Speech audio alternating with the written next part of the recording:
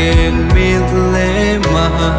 tikim ma nei koi hi alo pi e ke dingin ang ling se ne o hallelujah hallelujah amen nam ten so chat na dingin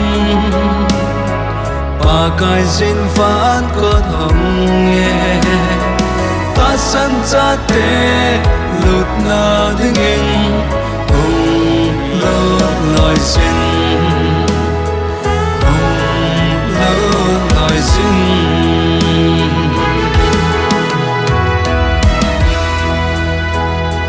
tâm sung in ko trong cha hi ngay cha trong mang loi si ta pa kai nang fa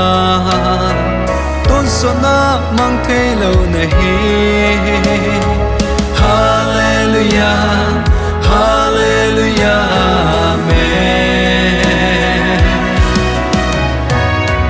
nam tin so chat na dingin pa kai sin phát có thong nghe ta san cha te lut na dingin hong lo loi sin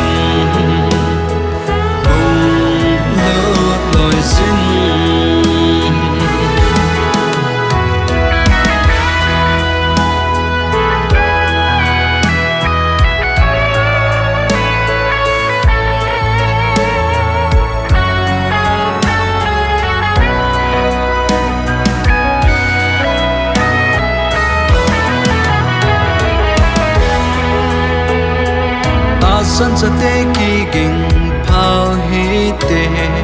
le sen hi ki khen ra na gam a he van ko pi kal do zeng te hallelujah hallelujah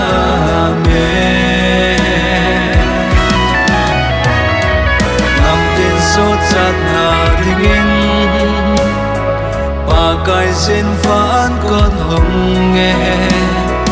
ta san cha te lut na dingin